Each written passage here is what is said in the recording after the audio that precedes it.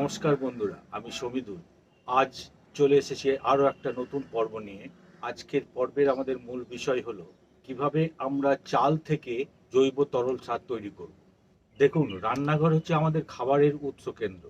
অর্থাৎ এই কেন্দ্রে আমরা যে সমস্ত জিনিসগুলো ব্যবহার করি, সেই সমস্ত জিনিসগুলো সমস্তই প্রায় আমাদের এই গাছেদের খাবারের প্রয়োজনে লাগে। আমরা যা খাই, গাছও প্রায় তাই খায়। বিভিন্ন রকমের গাছের বিভিন্ন রকমের খাবারের প্রয়োজন হয়। আপেল গাছের এক রকমের খাবার প্রয়োজন, তো পেয়ারা গাছের আলাদা, আম গাছের আলাদা। আবার ঠিক একই রকম ভাবে সবেদা, ব্ল্যাকবেরি, কাঁঠাল, জাম, জামরুল, এই সমস্ত বিভিন্ন রকম গাছের বিভিন্ন রকম খাবারের উপর প্রবণতাটা বেশি থাকে। তবে মূলত সমস্ত গাছেরই যে মূল খাবারগুলি প্রয়োজন, সেটা হচ্ছে 13 রকমের খাবার। মাটি থেকে তারা যে 13 রকমের খাবার সংগ্রহ করে, আর বাতাস থেকে সংগ্রহ করে 3 রকমের উপাদান। বাতাস থেকে সংগ্রহ করে হাইড্রোজেন, অক্সিজেন এবং কার্বন। আর মাটি থেকে সংগ্রহ করে calcium, magnesium, sulphur, zinc, copper, nitrogen, phosphorus, potassium, protein, vitamin, micronutrients, macronutrients. মূলত 13 রকমের খাবার তারা মাটি থেকে সংগ্রহ করে। এই 13 রকমের খাবার আমরা সরবরাহ করে থাকি গাছেদের তাদের জীবন পরিচর্যার জন্য, তাদের লালন পালনের জন্য। আর এই 13 রকমের খাবারের উৎস হিসেবে আমরা বিভিন্ন রকমের সার প্রয়োগ করে থাকি। কখনো প্রয়োগ করি সর্ষে খোলের পচা জল, কখনো প্রয়োগ করি শিংকুচি, কখনো প্রয়োগ করি হাড় গুঁড়ো, কখনো প্রয়োগ করি চুন ক্যালসিয়ামের উৎস হিসেবে, কখনো প্রয়োগ করি কিচেন ওয়েস্ট কম্পোস্ট, কখনো প্রয়োগ করি পাতা পচা সার। এইরকম নানা রকম ভাবে নানা রকম উপায়ে যে যে সার থেকে যে যে খাবারের উপাদানগুলি সংগ্রহ করা সম্ভব, সেই সেই সারগুলো আমরা একটু একটু করে প্রয়োগ করে থাকি। তাই একই রকমের সার কখনোই কোনো ছাদ বাগানে প্রয়োগ করা উচিত নয়। বিভিন্ন রকমের সার বিভিন্ন সময়ে 15 দিন অন্তর বা 1 মাস অন্তর খাবার হিসেবে প্রয়োগ করা উচিত। তো এই চাল থেকে জৈব তরল সার তৈরি করতে গেলে 2 রকম ভাবে জৈব তরল সার তৈরি করা যায়। সেটা কিভাবে, সেই পদ্ধতিটাই দেখার জন্য আমাদের আজকের এই পর্ব। আমাদের আজকের পর্বের মূল বিষয় কিভাবে আমরা চাল থেকে জৈব তরল সার তৈরি করব। তো আসুন এবার আমরা মূল পর্বে চলে যাই। চাল চাল থেকে আমরা ভাত তৈরি করি, চাল সেদ্ধ করে ভাত তৈরি করি, এবং সেই ভাত আমাদের বাঙালিদের প্রধান খাদ্য। রান্নাঘরে এই চাল প্রত্যেক বাড়িতেই থাকে, না থাকলে পরেও আমরা বাজার থেকে কিনে এনে চাল সেদ্ধ করে, চাল ফুটিয়ে ভাত তৈরি করি এবং সেই ভাত খাই। তো এই চাল থেকে ভাত তৈরির যে পদ্ধতি, যে রকম ভাবে আমরা এই ভাত তৈরি করি, সেই পদ্ধতিতেই লুকিয়ে আছে আমাদের এই জৈব তরল সার প্রস্তুত করার পদ্ধতি।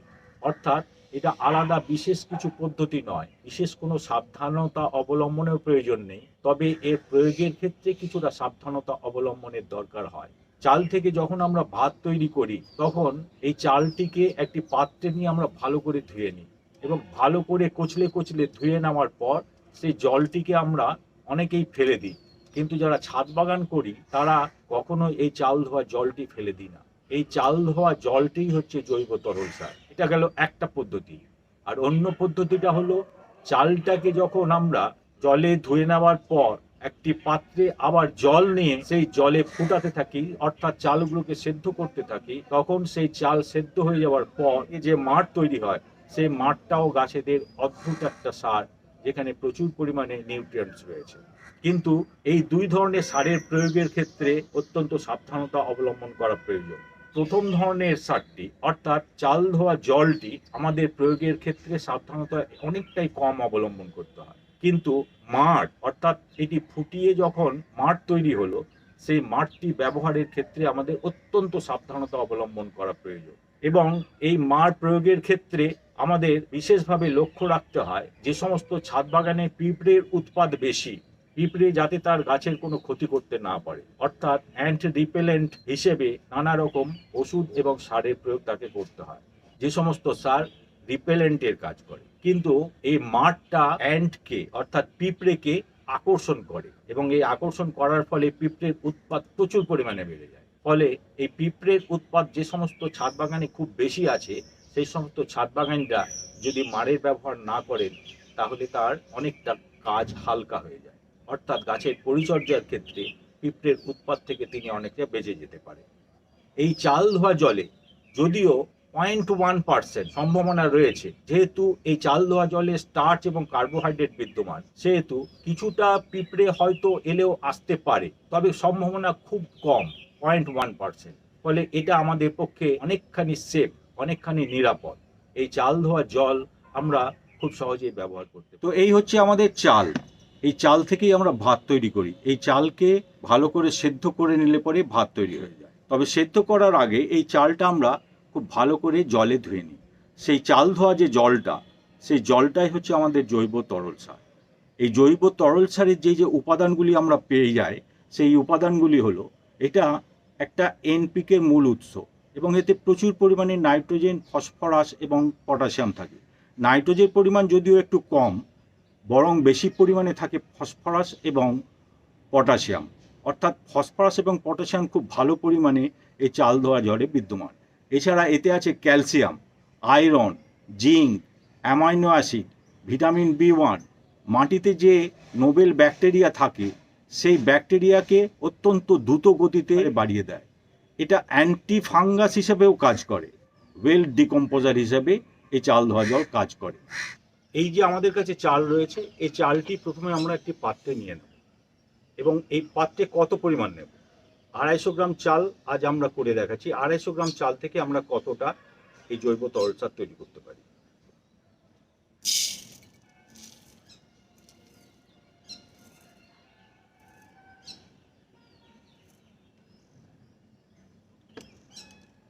আপনারা পারলে এটা ওজন করে নিতে পারে, অথবা প্রয়োজন নেই ওজন করা, কেননা চাল একটু বেশি কম হলে কিচ্ছু এসে যাবে না।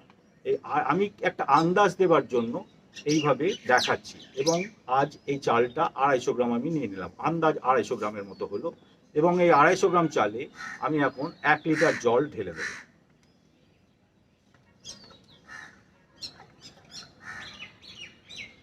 এটি আমার 1 লিটার জলের মগ। এই 1 লিটার জল আমি এতে ঢেলে দিচ্ছি। এরপর এই চালটিকে এই জলের মধ্যে খুব ভালো করে কচলে ধুয়ে নেব।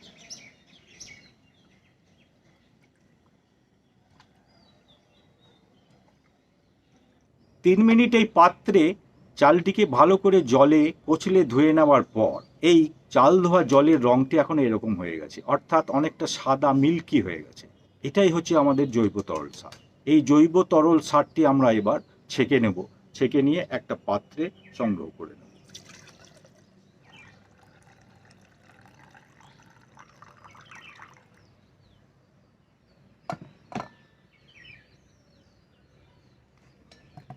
'তো এই হলো আমাদের চাল ধোয়া জল, অর্থাৎ জৈব তরল সার। চাল থেকে তৈরি জৈব তরল সার। এই ছিল আমাদের আজকের মূল পদ্ধতি। এই জৈব তরল সারটি আমরা এবার গাছে প্রয়োগ করব। কীভাবে প্রয়োগ করব সেটা দেখে নিই। এটি আমার ছাদ বাগানের একটি ব্ল্যাকবেরি গাছের চারা। এই চারাটি আমি গত 1 মাস আগে রোপণ করেছি একটি 8 ইঞ্চি টবে, এবং এর মধ্যেই এটি বেশ ঝাঁকালো হয়ে উঠেছে। এবং এতে আমি প্রায়ই এই চাল ধোয়া জলের সার প্রয়োগ করে থাকি। অর্থাৎ এই চাল ধোয়া জল থেকে যে জৈব সার তৈরি হচ্ছে, এই জৈব সারটি আমি প্রয়োগ করে থাকি। আজকের যে জৈব তরল সারটি আমি তৈরি করলাম, সেই জৈব তরল সারটি আমি এবার প্রয়োগ করব। ঠিক এইভাবে টবে ঠিক 1 গ্লাস মতো জল আমি দিয়ে দেবো। এতেই সাফিসিয়েন্ট, এতেই এর কাজ হয়ে যাবে। আর এটি আমার একটি ভিয়েনার পেয়ারা গাছের চারা, এবং এই ভিয়েনা পেয়ারা গাছের চারাটিও আমি আজ 15 দিন হলো রোপণ করেছি এটি 14 ইঞ্চি টবে। এই টবে 1.5 গ্লাস পরিমাণ এই জৈব তরল সার আমি প্রয়োগ করব।